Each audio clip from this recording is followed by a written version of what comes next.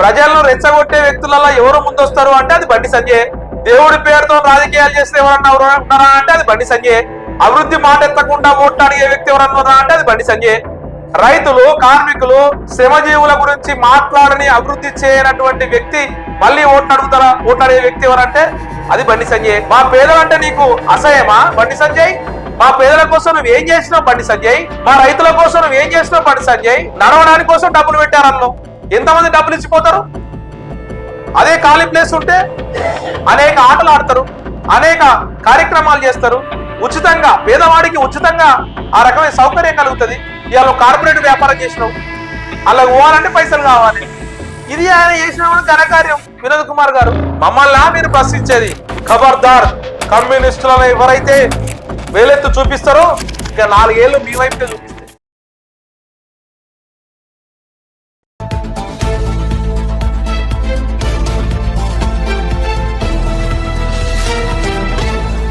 నమస్తే, welcome to NSTV. నేడు దేశవ్యాప్తంగా పార్లమెంట్ ఎన్నికల నోటిఫికేషన్ విడుదలైంది. ఇప్పటికే నాయకులంతా, అభ్యర్థులంతా ప్రచారంలో నిమగ్నమై ఉన్నారు. గల్లీ గల్లీ నుంచి ఢిల్లీ వరకు ప్రచారం జోరుగా కొనసాగుతుంది. మరి ఈ వచ్చేటువంటి పార్లమెంట్ ఎన్నికల్లో దేశాన్ని పాలించడానికి ప్రజలు ఎవరికి పట్టం కట్టనున్నారు, ఎవరి కోరుకుంటున్నారు, రాబోయే 5 సంవత్సరాలు ప్రధానమంత్రిగా ఏ పార్టీకి అధికారం ఇవ్వనున్నారు అన్నది మనతో పాటు ప్రస్తుతం సిపిఎం పార్టీ నాయకులు, కరీంనగర్ జిల్లా సిపిఎం పార్టీ కార్యదర్శి కామ్రేడ్ మిల్కూరి వాసుదేవ్ రెడ్డి గారు ఉన్నారు. కరీంనగర్ జిల్లా కార్యదర్శిగా వీరు బాధ్యతలు చేపడుతున్నారు.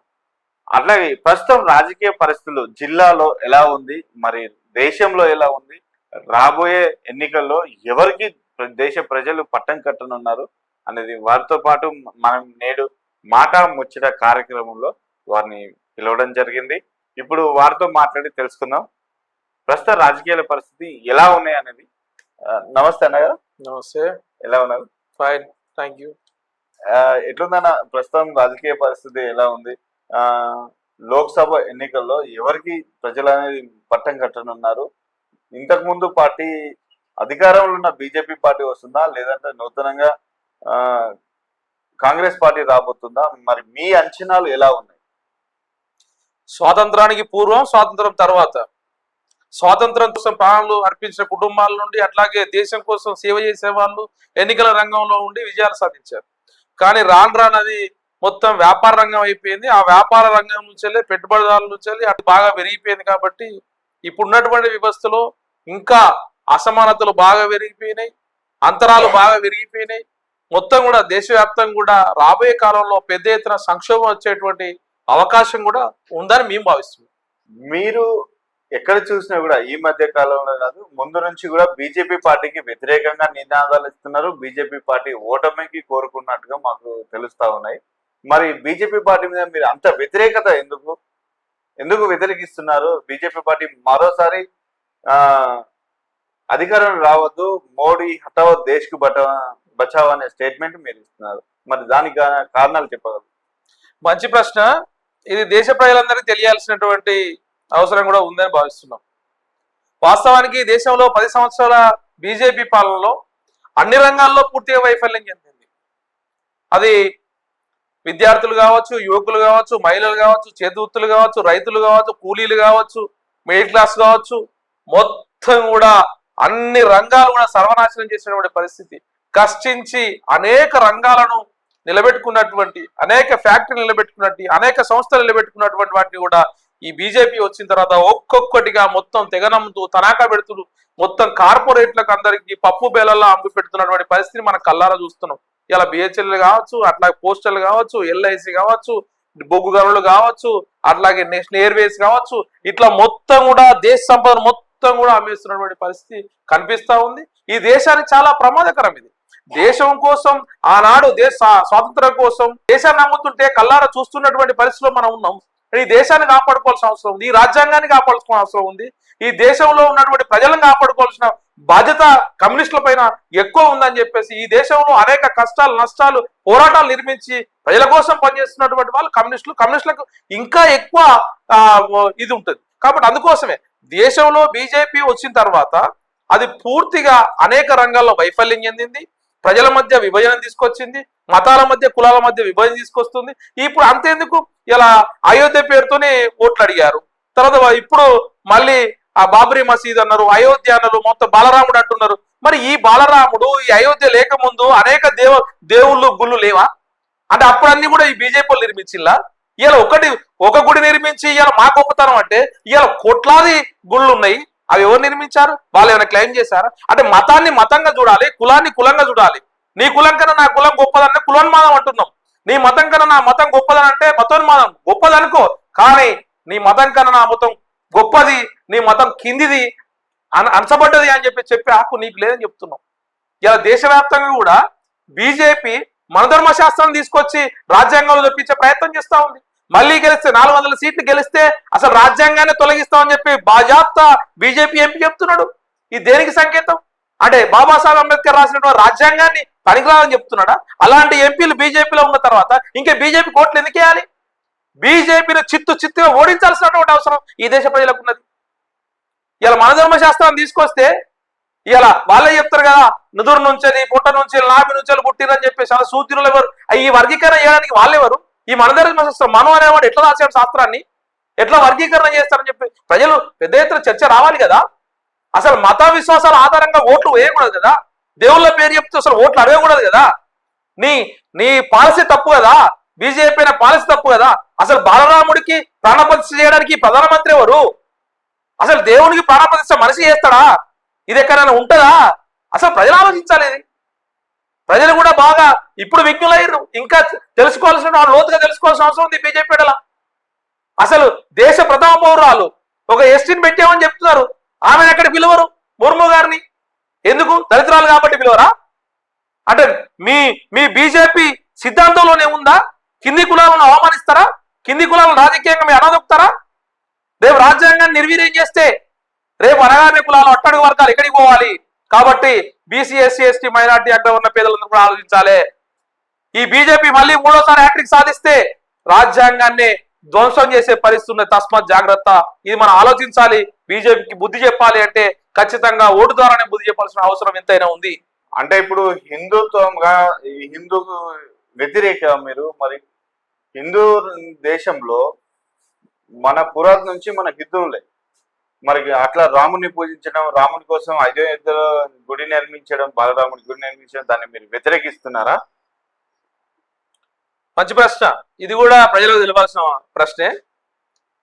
అసలు అయోధ్య, రామ మందిరం వీటన్నిటికి ముందు హిందూ దేవాలయాలు ఉన్నాయా లేవా అనేది బీజేపీ చెప్పాల్సిన అవసరం ఉంది.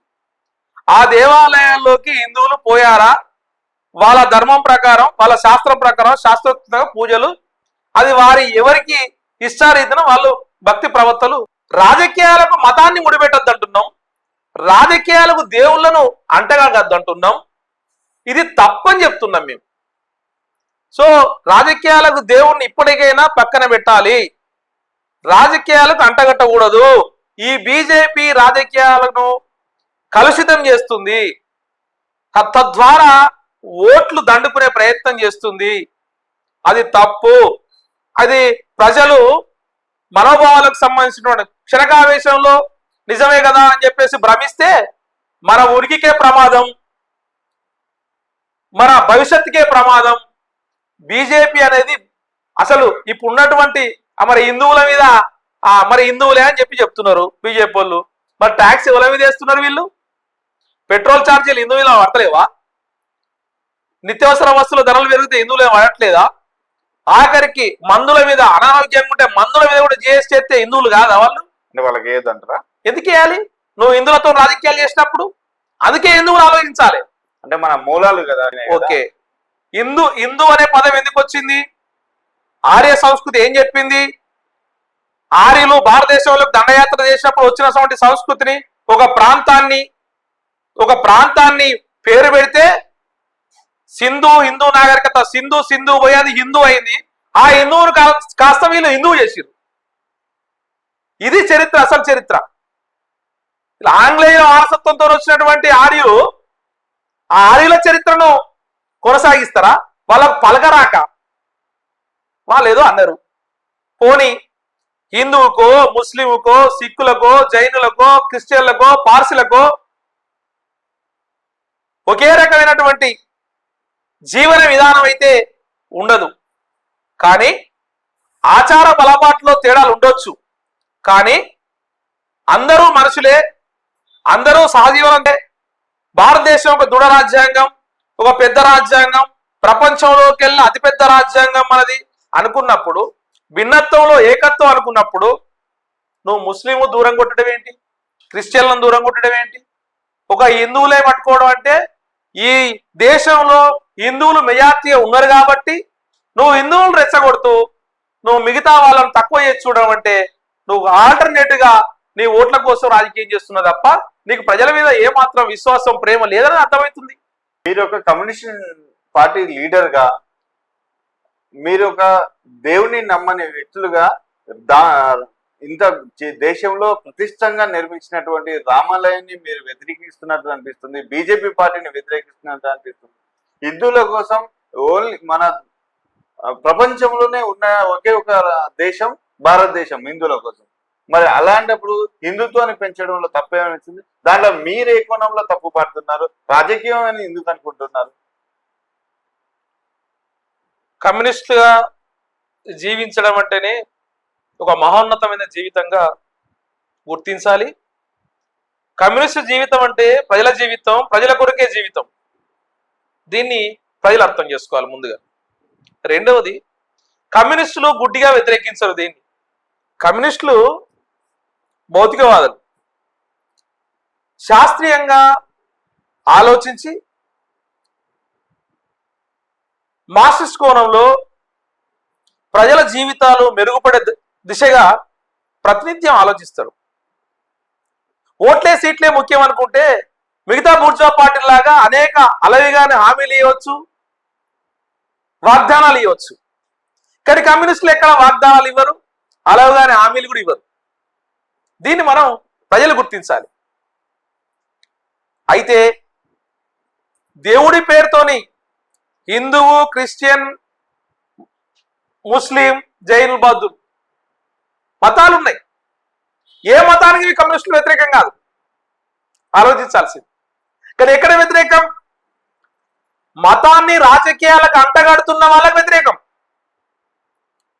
ఇలా దేశంలో బీజేపీ అట్లా చేస్తున్నది, అట్లాగా ఎంఐఎం పార్టీ కూడా అట్లా చేస్తున్నది. ఇది చేయకూడదు అంటున్నాం. మతాన్ని మతంగా చూడాలి, విశ్వాసాలను విశ్వాసాలను చూడాలి, కానీ రాజకీయాలకు అంటగట్టకూడదు అని చెప్తున్నాం మేము. ఇది మా వైఖరి స్పష్టంగా ఉంది. మరి కమ్యూనిస్టులే చైనా నుంచి ఫాలో అవుతారు, చైనా వాళ్ళ పద్ధతులు ఫాలో అవుతారు, కమ్యూనిస్టులే చైనాను అనుసరిస్తారు అని చెప్పి మిగతా పార్టీలు అంటున్నారు, ముఖ్యంగా బీజేపీ పార్టీ నాయకులు అంటున్నారు. మరి దానికి మీరే విధంగా వారికి సమాధానం ఇవ్వదలుచుకున్నారు? బీజేపీ వాళ్ళనే వాళ్ళు సంకుచిత మనస్వభావంతో కూడుకున్నటువంటి మనుషులు. వాళ్ళు మనుషుల్ని ఎట్లా రెచ్చగొట్టాలి, ఎట్లా పబ్బం గడుపుకోవాలనే రీతిలో చూస్తారు తప్ప మాకు వ్యక్తిగతంగా బీజేపీ నాయకుల మీదనో బీజేపీ కార్యకర్తల మీదనో మాకేం కోపతాపాలు లేవు. దాని విధానాలను వ్యతిరేకిస్తున్నాం. మరి బీజేపీ అంటే వ్యక్తిగత కోపతాపాలు ఉంటే వేరు. మీరు అన్నారు ఇందనక, అసలు బీజేపీ అనేది చైనా నుంచి అనేక దిగుమతులు చేసుకుంటున్నది, స్వదేశీ విధానంతో ముందుకొచ్చింది. మేడ్ ఇన్ ఇండియా కాదు, మేక్ ఇన్ ఇండియా అంటున్నది. మరి ప్రపంచంలో తయారయ్యేటువంటి వస్తువులను దిగుమతి చేసుకొని ఇక్కడ వాటిని ఫిక్స్ చేస్తూ వ్యాపారం చేసేది దేశంలో ఉన్నటువంటి బీజేపీ ప్రభుత్వం కాదా? అనేక దేశాల నుంచి దిగుమతి చేసుకునే వస్తువులను దిగుమతి చేసుకున్నది బీజేపీ కాదా? అంతెందుకు, ప్రపంచంలో ఎత్తైన విగ్రహం కడతా సర్దార్ వల్లభాయ్ పటేల్ విగ్రహం ఎక్కడి నుంచి తెచ్చుకున్నావు? మానవతావాది హైదరాబాద్ లో పెట్టినటువంటి విగ్రహాన్ని ఎక్కడి నుంచి తెచ్చుకున్నావు? అసలు కమ్యూనిస్టులు కాదు, ప్రజలందరూ కూడా ప్రపంచంతోని లింక్ అయి ఉన్న వాళ్ళు. ఇది మనం మర్చిపోకూడదు. ఒక దేశంలో రెండు దేశాల మధ్య, అందుకే మనం చెప్తున్నాం మోదీ ప్రజల్నే అనేక ఇబ్బందులకు గురి చేసింది అంటున్నాం. అసలు ఇంకా కమ్యూనిస్టులు యూనివర్సల్ లవ్, యూనివర్సల్ పీస్, ఇది మేము చెప్పేది. ప్రపంచ శాంతిని కోరుకుంటాం, ప్రపంచాన్ని ప్రేమిస్తాం, ఇచ్చిపుచ్చుకునేటువంటి ధోరణి ఉండాలని చెప్తాం. మరి విదేశాల నుంచి అనేక రూపాల్లో దిగుమతి చేసుకున్నప్పుడు అది కాదా? మన దేశం వాళ్ళకు సహకరిస్తుంది, వాళ్ళ దేశం మనకు సహకరిస్తుంది. కొంతమంది పెట్రోల్ ఇస్తారు, కొంతమంది చక్కెర ఇస్తారు. ఆఖరికి అవసరం లేనటువంటి మన దేశానికి అవసరం లేనటువంటి ఇక్కడ పుష్కలంగా ఉన్నటువంటి వాటి కూడా ఒప్పందాల్లో భాగంగా కోడి కాళ్ళను దిగుమతి చేసుకుంటున్నాం ఈ బీజేపీ హయాంలో. ఇంతకన్నా దౌర్భాగ్యం ఏముంటది? మరి అప్పుడు గుర్తు రాలేదా? విదేశాలని చెప్పేసి చూస్తాం. అసలు ప్రపంచ జీడిపిలో చైనా ఎక్కడుంది, మనం ఎక్కడున్నాం? ఇక ప్రపంచ దేశాలను కానీ అమెరికా దేశమే కానీ ఇంకో దేశమే కానీ దౌత్యపరంగా ఇవాళ భారతదేశం అనేక విషయాల్లో ఆ దేశ ప్రధానులతోనూ ఆ దేశ విదేశాంగ శాఖ మంత్రులతో మాట్లాడుతున్నది. తప్పు లేదు, దాన్ని ఎక్కడ మేము ఖండించలే. ఈ దేశ అవసరాల కోసం మాట్లాడాల్సిందే. కానీ కమ్యూనిస్టులనే మీరు చైనా వాళ్ళు, మీరు రష్యా వాళ్ళు, మీరు ఇక్కడి వాళ్ళు, మీరు అక్కడి వాళ్ళు, ఎక్కడ మంచి ఉందంటే దాన్ని స్వీకరించడానికి ముందు ఉంటాం కమ్యూనిస్టులు. ఇది భారతదేశ ప్రజలకు మంచి జరుగుతుంది, ఇది పీడనకు వ్యతిరేకంగా, దోపిడీకి వ్యతిరేకంగా ఈ సిద్ధాంతం గొప్పగా పనిచేస్తుందంటే ఖచ్చితంగా స్వీకరిస్తాం, నిర్మోహమాటంగా స్వీకరిస్తాం.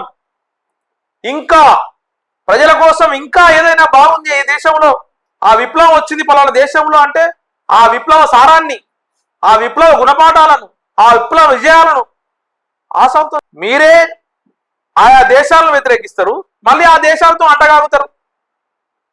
ఇదే తప్పంటున్నాం. బీజేపీలు చెప్పేది ఒకటి, చేసేది ఒకటి.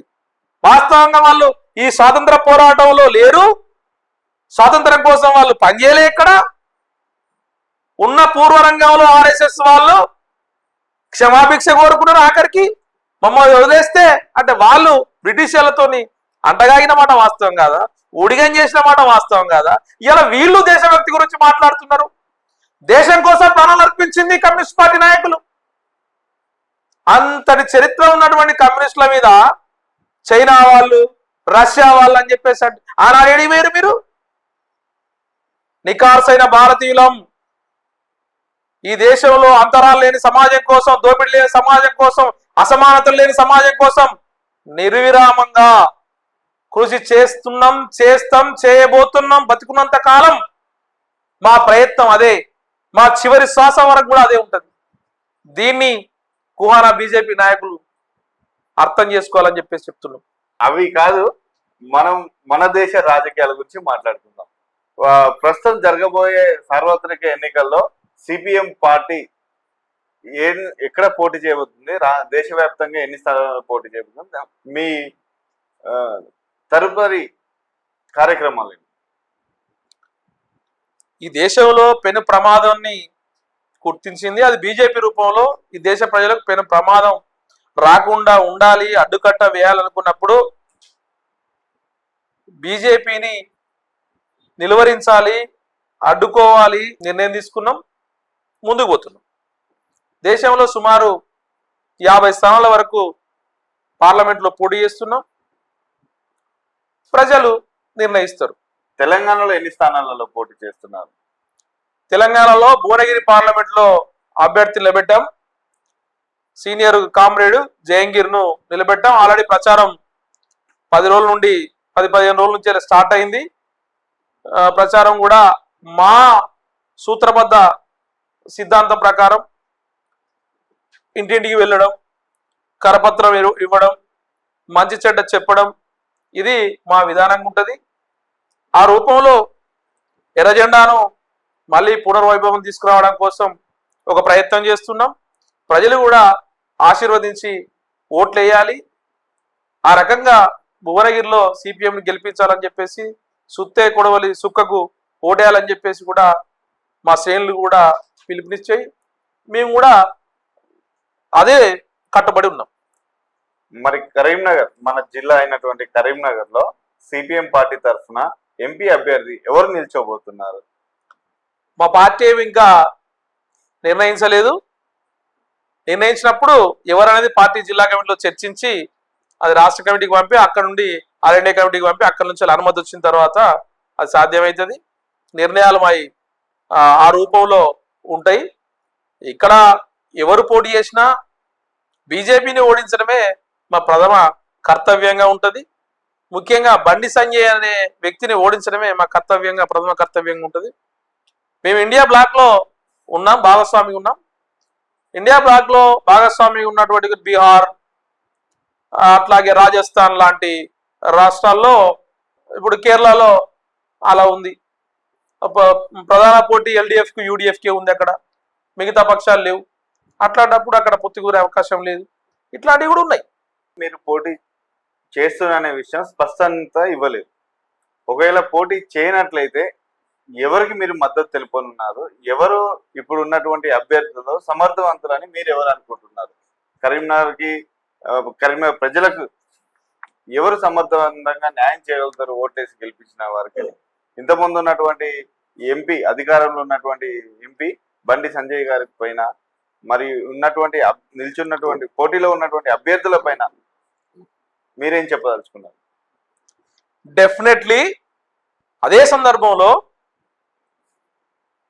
సెక్యులరిజాన్ని పెంపొందించే, లౌకికత్వాన్ని కాపాడే, దేశ సమగ్రతను కాపాడేటువంటి మేము పోటీ చేయకపోతే అలాంటి అభ్యర్థికి మద్దతిస్తాం.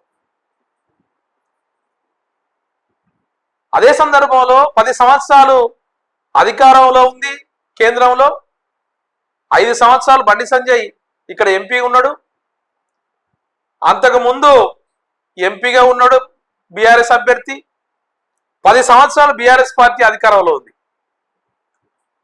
వీళ్ళు ఇద్దరు కూడా కరీంనగర్కు చెప్పుకోదగ్గ అభివృద్ధి ఏం చేయలేదు.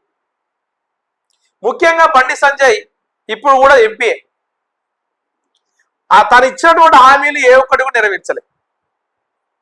ముఖ్యంగా IIIT కానీ, కేంద్రీయ విశ్వవిద్యాలయం కానీ, అట్లాగే సైనిక స్కూల్ కానీ, పరిశ్రమలు కానీ, ఐటీ హబ్లు కానీ ఏం తీసుకురాలే. పోనీ ఆయన అన్నట్టు తెల్లారులేస్తే నిత్యం జపం చేసేటువంటి దేవాలయాలకు కూడా ₹1 పట్టుకురాలే. దీపధూప నైవేద్యాలకు కూడా కేంద్రం నుంచి ₹0.5 అనా పైసా తేలే. ఇక ఈయనే భక్తిపరుడు, ఇక ఆయన చెప్తే వినాలే. ఇది ఆయన సంస్కృతి. అబద్ధాలు అనే వ్యక్తి ఎవరన్నా ఉన్నారా అంటే అది బండి సంజయ్. ప్రజలను రెచ్చగొట్టే వ్యక్తులలో ఎవరు ముందొస్తారు అంటే అది బండి సంజయ్. దేవుడి పేరుతో రాజకీయాలు చేస్తే ఎవరన్నా ఉన్నారా అంటే అది బండి సంజయ్. అభివృద్ధి మాట ఎత్తకుండా ఓట్లు అడిగే వ్యక్తి ఎవరన్నా ఉన్నారా అంటే అది బండి సంజయ్.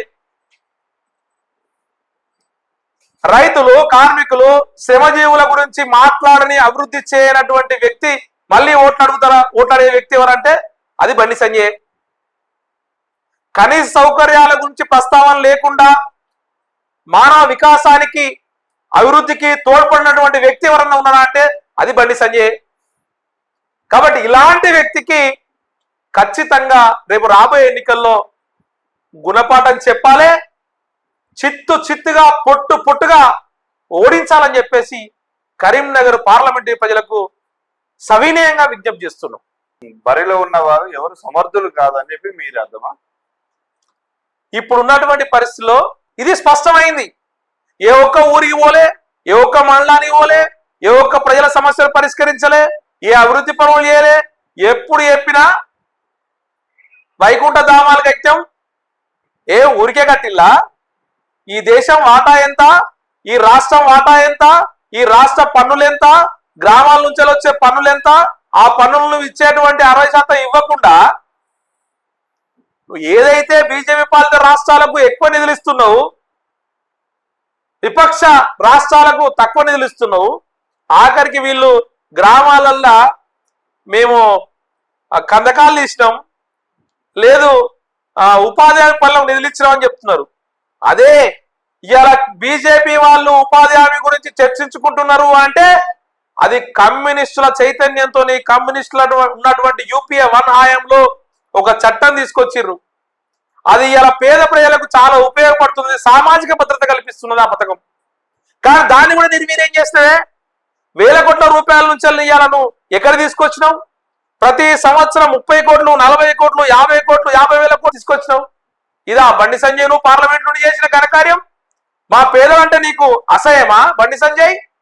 మా పేదల కోసం నువ్వు ఏం చేసినావు బండి సంజయ్? మా రైతుల కోసం నువ్వు ఏం చేసినావు బండి సంజయ్? నువ్వు పోయి పంటలు ఎండుతున్నాయని చూపిస్తున్నావు. నీ ఫసల్ బీమా పథకం ఏమైంది బండి సంజయ్? ఎందుకు అమలు చేస్తలేవు బండి సంజయ్? ఆత్మహత్యలు 12,600 మంది ప్రతి సంవత్సరం ఇలా ఆత్మహత్యలు చేసుకుంటుంటే, దేశంలో ఆత్మహత్యలు జరుగుతుంటే ఏ ఆత్మహత్యలను ఆపినావా బండి సంజయ్? పార్లమెంట్ సభ్యునే ఉండి ఈ రాష్ట్రంలో ఆత్మహత్యలు ఆపినావా బండి సంజయ్? ఈ జిల్లాలో ఆత్మహత్యలు ఆపినావా బండి సంజయ్? ముసలి కన్నీరు కారుస్తున్నావు. ఈ ముసలి కన్నీరుకు, ఈ మతోన్మాద చర్యలకు ప్రజలు ఎప్పుడో ఒకసారి ఓట్లేసిర్రు, ఏదో ఏమర్పాటుకోండి. ఇప్పుడు నీకు ఓట్లేసే పరిస్థితి లేదు. నువ్వు ఊళ్ళో పోతే కూడా తరిమి కొడతారు, నాకు అర్థమవుతుంది. నీ ముఖం చూడడానికి కూడా ప్రజలు సిద్ధంగా లేరు. నువ్వు పాడిందే పాడరా పాసుమల్ల దాసరా అన్నట్టు నువ్వు అదే చెప్తావు. 370 ఆర్టికల్, బాలరాముడు, అయోధ్య, ఇంకోటి చెప్తావు. కానీ అభివృద్ధి గురించి నువ్వు ఎక్కడ చెప్పావు కదా. మసీదులు నవ్వాలంటావు, శివాలు వెళ్తాయి అంటావు. ఇదా నీ రాజకీయం? అభివృద్ధి గురించి మాట్లాడు. నీ చరిత్ర ఎవరికి తెలియదు. నువ్వు గుట్కాలు అమ్మి వ్యాపారం చేసి పోలీస్ స్టేషన్లో పడ్డ ఫోటోలన్నీ బహిర్గతం కాలేదా? నీ చరిత్ర తెలియదా ప్రజలకు? నువ్వు ఎవరి ప్రయోజనాల కోసం నువ్వు పనిచేసినావు? నువ్వు ఇష్టం వచ్చినట్టు ఎవరి మీద పడితే వాళ్ళ మీద నువ్వు మాట్లాడి నువ్వు పెద్ద నాయకుడు అయిపోయినా అనుకుంటావు. అట్లయితే పెద్ద నాయకుడు గారు. ప్రజల కోసం పనిచేసిన వాడు నాయకుడిగా చిరకాలం శాశ్వతంగా చరిత్రలో నిలిచిపోతారనే విషయాన్ని ఇప్పటికైనా గుర్తించాలి. మేము కోరుతున్నాం, ఎవరైతే ప్రజల కోసం పనిచేస్తారో వాళ్ళకు ఓట్లేద్దామని చెప్తున్నాం. దేశ సమైక్యత కోసం పనిచేసేటువంటి వాళ్ళు, విచ్ఛిన్న రాజకీయాలకు వ్యతిరేకంగా ఉండే వాళ్ళను, మతాల మధ్య కులాల మధ్య విచ్ఛిన్న రేఖలు గీసే వాళ్ళకు వ్యతిరేకంగా పోరాడే వాళ్ళకు ఓటేద్దామని చెప్తున్నాం. మా వైఖరి ఇది స్పష్టం. మరొక అభ్యర్థి, టిఆర్ఎస్ అభ్యర్థి, మాజీ ఎంపీగా, మాజీ ప్లానింగ్ బోర్డ్ కమిషన్ చైర్మన్, గత ప్రభుత్వంలో ప్లానింగ్ బోర్డ్ కమిషన్ చైర్మన్ ఉండి కరీంనగర్ నగరాన్ని స్మార్ట్ సిటీ నగరంగా గుర్తింపు తీసుకొచ్చి 1,000 కోట్ల రూపాయలతో అభివృద్ధి చేసినటువంటి ఇంకో అభ్యర్థి కూడా ఉన్నారు పోటీలో ఎంపీ స్థానంలో. మరి వారిపైన మీరేమనుకుంటారు? మీ ఉద్దేశం ఏంటి? వినోద్ కుమార్ గారు ప్లానింగ్ కమిషన్ ఎంపీగా పనిచేసిండు, ప్రణాళిక సంఘానికి ఉపాధ్యక్షులుగా పనిచేసిండు. రెవెన్యూ అంతా తన వద్దనే, అడ్మినిస్ట్రేషన్ అంతా తన వద్దనే ఉంటుంది. అలాంటప్పుడు ఈ కరీంనగర్ పార్లమెంట్ను ఇంకా ఉన్నతంగా తీర్చిదిద్దే అవకాశం తనకు వచ్చినప్పటికీ, గొప్ప అవకాశం వచ్చింది. కానీ తన ఆస్తులు పెంచుకోవడం కోసం, తన బంధువుల ఆస్తులు పెంచుకోవడం కోసం చాలా పెద్ద ఎత్తున తన కుటుంబ ఆస్తులు పోగేసుకున్నాడు అనేది బహిరంగ రహస్యం. అనేక సంస్థలు ఉన్నాయి. ఆయన చెప్పేది ఒకటి చేసేది ఒకటి అని చెప్పేసి ప్రజలు చర్చించుకుంటున్నారు. మాట ఒక రకంగా ఉంటుంది, చేతలు ఒక రకంగా ఉంటాయి. ఒక మాయల మరాఠీ లాగా ప్రవర్తిస్తాడు అనేది ఉంది. స్మార్ట్ సిటీ కోసం కేంద్ర ప్రభుత్వం 100 కోట్లు, రాష్ట్ర ప్రభుత్వం 100 కోట్లు. మరి కేంద్ర రాష్ట్ర ప్రభుత్వాలు ఇచ్చిన డబ్బును తనే ప్రతిపాదించినటువంటి వ్యక్తి అని అందరికీ తెలుసు, మేయరు. మరి ఆ మేయరు ఎన్ని అక్రమాలు చేసిండు, ఎంత అవినీతికి పాల్పడ్డాడు, ఆ అవినీతిలో అక్రమాల్లో మరి ఈయన వాట ఏమైనా ఉన్నదా?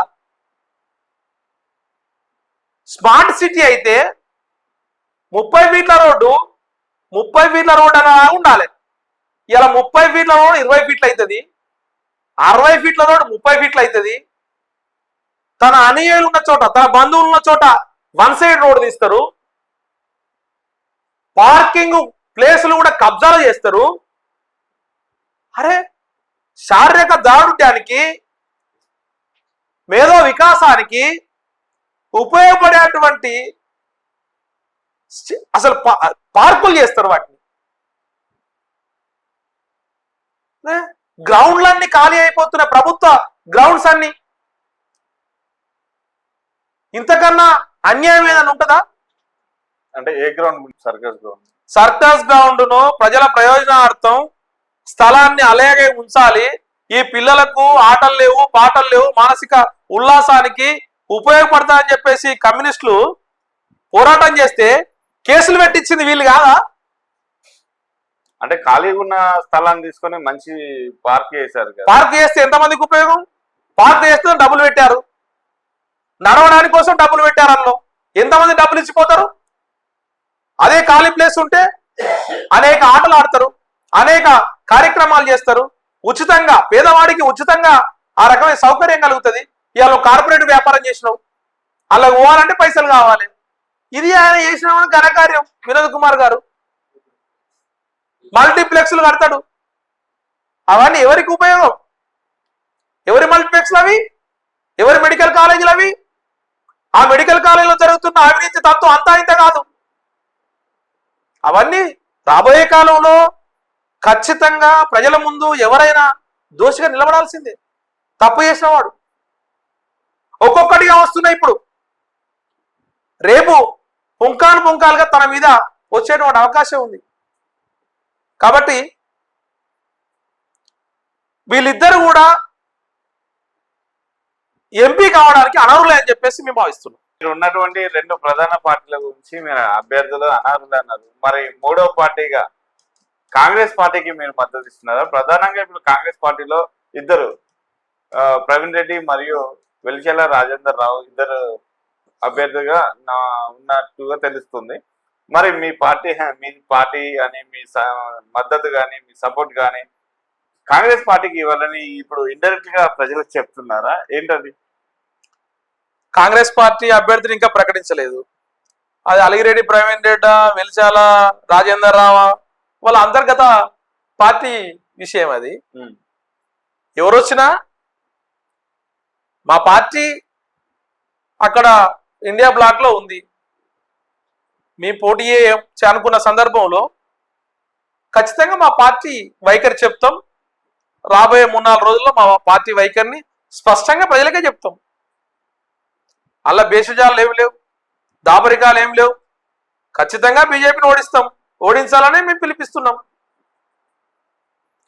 సిపిఎం పార్టీ ఆధ్వర్యంలో అనేక రకాల ఉద్యమాలు జరిగినాయి, ప్రజల పక్షాన అనేక రకాల పోరాటాలు జరిగినాయి. ముఖ్యంగా తెలంగాణలో సాయుధ పోరాటం అనేది ఒక గొప్ప చరిత్రగా మనం భావించవచ్చు. మరి సిపిఎం పార్టీ మరి నేడు ప్రజలలో ఆదరణ కోల్పోయి ఓట్ల కోసం పోటీ చేయలేని పరిస్థితికి వచ్చిందని రాష్ట్రంలో జిల్లాలో ప్రజలు అనుకుంటా ఉన్నారు. మరి వాటిపైన మీరు ఏం సమాధానం ఇదలుచుకున్నారు? భూమి కోసం భుక్తి కోసం వెట్టి చాకిరి విముక్తి ఆ రైతాంగ సాయుధ పోరాటంలో 4000 మంది అమరులయ్యారు. కమ్యూనిస్టు యోధులు, ప్రజలు 10 లక్షల ఎకరాలను పేదలకు పంపిణీ చేసే చరిత్ర కమ్యూనిస్టులు. 4000 గ్రామాలు గ్రామ స్వరాజ్యాలు ఏర్పడ్డాయి. ఇది ఇంకా ముందుకు పోతే ప్రమాదం అని చెప్పేసి ఆనాడు నెహ్రూ, సర్దార్ పటేల్ ఆలోచించి అలా దించినట్టు దించి సైన్యాలను దించి ఆ రకంగా ఒక ఒప్పందాన్ని కుదుర్చుకొని సాగిలాబడి భారతదేశానికి స్వాతంత్రం రాకముందు మొదలైనటువంటి సాయుధ పోరాటంలో 1500 మంది కమ్యూనిస్టులు అమరులైతే స్వాతంత్రం వచ్చిన తర్వాత రజాకార్లు, సైనికులు కలిపి చంపింది చరిత్ర. అలాంటి చరిత్ర నుంచి వచ్చినటువంటి కమ్యూనిస్ట్ పార్టీ ఇలా ప్రజల్లో కొంత ఆదరణ తగ్గుతున్నమాట వాస్తవం. ఎందుకు తగ్గుతున్నది? ఇలా బూర్జువా రాజకీయాలు వచ్చినాయి, పెట్టుబడిదారు రాజకీయాలు వచ్చినాయి, వ్యాపార వర్గాలు రాజకీయాల్లోకి వచ్చిర్రు, పెట్టుబడిదారులు రాజకీయాల్లోకి వచ్చిర్రు, కోట్ల రూపాయలు కుమ్మరిస్తున్నారు. తద్వారా ప్రజలను మభ్యపెడుతున్నారు. అందుకోసం మొదటగా చెప్పాను నేను, ప్రజలను మభ్యపెట్టే హామీలు కమ్యూనిస్ట్ పార్టీ ఎప్పుడు ఇవ్వదు. ప్రజలను మభ్యపెట్టేటువంటి తాయిలాలు ఎప్పుడు కమ్యూనిస్ట్ పార్టీ ఇవ్వదు. తమ విధానాన్ని చెప్పుకోవడం కోసం కేవలం కరపత్రం మాత్రమే ఆ ఓటర్కి ఇస్తుంది. నిజమే, ఓట్లు వేయడం లేదంటే మీ మాలాగా వాళ్ళు కూడా ఒక కరపత్రాన్ని వాళ్ళ విధానాలు వేస్తే అప్పుడు తెలుస్తుంది ఎవరి భావం ఏందో. అంటే మారుతున్న సమాజం వైపుగా తీస్తున్నది అనొచ్చు కదా. మీరు బూటగా రాజకీయం చేస్తున్న బూర్జు పార్టీలు అని ఎందుకు అనుకుంటున్నారు? మరి మీరు అప్డేట్ అవ్వలేదు, మేము ఇంకా ఆడనే ఉన్నాం, ఎప్పుడు మొదలయ్యాము మేము అదే ఆచరణని పాటిస్తున్నాం అనొచ్చు కదా. భారతదేశానికి స్వాతంత్రం రాకముందు ఉన్నటువంటి దేశాలను మనం చూస్తున్నాం. మా దేశానికి స్వాతంత్రం వచ్చిన తర్వాత ఇంకా స్వాతంత్రం వచ్చిన దేశాలను చూస్తున్నాం. ప్రపంచ యుద్ధాలు జరిగినటువంటి సర్వనాశనమైన దేశాలు ఎంత వేగంగా కోలుకున్నాయో మనం చూసాం. ఇప్పుడు యుద్ధాలు జరుగుతున్న దేశంలో ఏం జరుగుతుందో చూసాం మనం. దేశం అభివృద్ధి కావాలంటే ప్రజల అభివృద్ధి కావాలి, వ్యక్తులు కాదు. మేము కోరుకునేది అది. సమస్త ప్రజలందరూ కూడా అభివృద్ధి కావాలని కోరుకుంటున్నాం. కానీ ఈ బూర్జువా పార్టీలు వ్యక్తులు అభివృద్ధి కావాలని కోరుకుంటున్నారు. ఇది తప్పుడు విధానం. కొంతమంది వ్యక్తులు, భారతదేశంలో ఉన్నటువంటి 130 కోట్ల మంది పైగా ఉన్నటువంటి ప్రజలు ఇలా వందల్లో వేలల్లో ఇలా మిలియన్ ట్రిలియన్ డాలర్లు ఉన్నటువంటి వ్యక్తులు ఉన్నామంటే ఈ దేశం ఎటుపోతుంది? ఆశ్రిత పక్షపాతం, బంధు ప్రీతి ఇవన్నీ జరుగుతలేవా? వారసత్వ రాజకీయాలు ఎంత విచ్చలవిడిగా జరుగుతున్నాయి. తండ్రి పోతే కొడుకు, కొడుకు పోతే ఆడకొడుకు. ఇదేంది? డబ్బు రాజకీయాలు మనం చూస్తున్నాం కదా. అలా అని చెప్పేసి ప్రజలు తప్పట్లేవు. ప్రజలు ఏదో ఒక రూపంలో ఏదో ఒక రకంగా చైతన్యవంతం అవుతారని నమ్ముతున్నాం కమ్యూనిస్ట్ పార్టీ. కాబట్టి ఈ ప్రజలు మాతో లేరని మేము అనుకోవట్లేదు. ఎన్నికలు అయిపోయిన తెల్లారి అనేక సమస్యల కోసం మా దగ్గరికి వస్తున్నారు. ఆ రకంగా నిత్యం ప్రజల కోసం పనిచేసేది మేమే. ప్రజల ఏజెండా అంటే మా ఏజెండా, మాకు సొంత ఏజెండా అంటే ఏముంది? ఈ దేశంలో అందరినీ కలుపుకొని విప్లవం సాధించాలనే కదా, అది పేద ప్రజలకు ఉపయోగపడాలనే కదా కమ్యూనిస్ట్ పార్టీ సిపిఎం ఉన్నది. జనతా ప్రజాస్వామ్యాల విప్లవ లక్ష్య సాధన కోసమే కదా సిపిఎం పార్టీ ఉన్నది. ప్రస్తుత సమాజంలో ప్రజల కొరకు మేము మమేకమై ఉంటున్నాం. ప్రతి సమస్య కూడా ప్రజల కోసం మేము పోరాడుతున్నాం మీరు అంటారు. కానీ మాకు తెలిసిన విషయాలు ఏంటంటే, కొంతమంది ప్రజలు ఏమంటున్నారంటే, కొన్ని పార్టీలకు సంబంధించిన వాళ్ళు ఏమంటున్నారంటే, ముందులాగా నిజాయితీగా ఉండే కమ్యూనిస్టు కరువైపోయిండు. ఫస్ట్ వాళ్ళే సెటిల్మెంట్లు కానీ వాళ్ళే నిజమైన కమ్యూనిస్టుగా లేరు. వాళ్ళ దగ్గర కమ్యూనిస్టు భావజాలం చచ్చిపోయింది. అందుకనే ప్రజలు వాళ్ళని నమ్మట్లేదు, అందుకనే వాళ్ళ ఆదరణ కోల్పోతున్నారు అని చెప్పి అంటున్నారు. మరి దానిపైన అలాంటి మీ హేతువాదులకు, అలాంటి మీ మాటలు మాట్లాడే వాళ్ళకు మీరేమైనా ఏ విధంగా సమాధానం చెప్పాల్సి? ప్రజలు ఎప్పుడు కమ్యూనిస్టులు తప్పు అంటారు. ప్రజలు గొప్పగా ఆరాధిస్తారు, కమ్యూనిస్టులను ప్రేమిస్తారు. మీరు చెప్పేది బూర్జువా పార్టీల నాయకులై ఉండాలి, ముఖ్యంగా బీజేపీ వాళ్ళై ఉంటారు. ఎందుకు? కమ్యూనిస్టు పార్టీ వాళ్ళు, కమ్యూనిస్టు నాయకుడు ఓ తెల్ల బట్ట వేసుకోకూడదు, వేసుకోకూడదా? దూవన పెట్టి దూకోకూడదు, క్రాప్ రాకూడదు, దూకోకూడదా? నూనె పెట్టుకోకూడదా? చెప్పులు వేసుకోకూడదా? మనిషి అన్న వాడికి కనీస సౌకర్యాలు ఉండకూడదా? కమ్యూనిస్టు అని చెప్పి ఎస్, సహజ సిద్ధంగా వచ్చినటువంటి ఆస్తులను అనుభవించడం ఒక పద్ధతి. కమ్యూనిస్టు పార్టీకి వచ్చిన తర్వాత ఆస్తులు సంపాదించిన వాళ్ళు ఉంటే తప్పే, తప్పుడు విధానం అది. దాన్ని మేము పూర్తిగా వ్యతిరేకిస్తాం. అలాంటి వాళ్ళ మీద కూడా చర్యలు తీసుకుంటారు మా దృష్టికి వస్తే. ఖచ్చితంగా అలాంటి వారిని క్షమించే పరిస్థితి కమ్యూనిస్ట్ పార్టీకి ఉండదు. మీ వ్యతిరేకులకు మీరు ఏం సమాధానం చెప్పాల్సి? మరి నిజంగానే మీరు ఆస్తులు సంపాదించుకుంటారా? మరి మీరు ప్రజలకు సేవ చేస్తున్నారా? నిజమైన కమ్యూనిస్ట్ మేము చూడొచ్చా? మా త్యాగాలు వెలగట్టలేనివి, మాకు మేము చెప్పుకోకూడదు. ప్రజల కోసమే నిత్యం పనిచేస్తాం. అనేవాళ్ళ చరిత్రను మీరు చూడండి, మా చరిత్ర చూడండి. అనేవాళ్ళ వారసత్వం చూడండి, మా వారసత్వాన్ని చూడండి. అనేవాళ్ళు ఇలా వేల కోట్లకు ఎట్లా పడగలెత్తిళ్ళు. ఉదాహరణకు బండి సంజయ్ ఓ కార్పొరేటర్ స్థాయి కన్నా తక్కువ, ఇలా వేల కోట్ల రూపాయలు ఎట్లా సంపాదించిండు? ఎవరు వ్యాపారాలు చేసిండు ఆయన? ఎక్కడి నుంచి వచ్చినాయి? ఎన్ని కుంభకోణాలు బీజేపీ వాళ్ళు చేసినాయి? కుంభకోణాలు చేసిన వాళ్ళందరూ లోపరుచుకోవడం. ఇలా అంతెందుకు, ఎలక్ట్రల్ బాండ్స్ దొడ్డిదారు తీసుకొచ్చిన ఎలక్ట్రల్ బాండ్ 8,000 కోట్ల రూపాయలు ఎవరికి వచ్చినాయి? అలా సంపాదించేది వాళ్ళు. ఎలక్ట్రల్ బాండ్స్ రద్దు చేయాలని చెప్పి సుప్రీంకోర్టుకు వేయింది సిపిఎం పార్టీ. మేము కూడా అందరిలాగా సుఖభోగాలు అనుభవించాలనుకుంటే మేము కూడా కార్పొరేట్ల నుంచి తీసుకుంటాం కదా, సూత్రబద్ధ రాజకీయాలకు కట్టుబడి ఉన్నాం కదా, ఎక్కడి మచ్చలేని నాయకులుగా ఉన్నాం కదా, చూపెట్టాలి కదా. అలాంటప్పుడు వాళ్ళు ఏదో మాటలు మాట్లాడడం కాదు, నిరూపించాలి. మేము చెప్తున్నాం ఖచ్చితంగా, డబ్బులు లేని వాళ్ళు ఇలా వేల కోట్ల ఎట్లా సంపాదించారని చెప్పేసి అడుగుతున్నాం. అట్లాంటి చరిత్రలు మీ మమ్మల్ని మీరు ప్రశ్నించేది? ఖబర్దార్, కమ్యూనిస్టులను ఎవరైతే వేలెత్తు చూపిస్తారో ఇంకా 4 ఏళ్ళు మీ వైపుకే చూపిస్తాయి, గుర్తుంచుకోవాలి. సో ఇదండి, కమ్యూనిజం అనేది ఒక గొప్ప సేవ, వాళ్ళు గొప్ప వ్యక్తులు, వాళ్ళు జనాల కోసమే నిరంతరం కృషి చేసే వాళ్ళు అని చెప్పి మిల్కూరి వాసుదేవరెడ్డి మాటల్లో విన్నాము.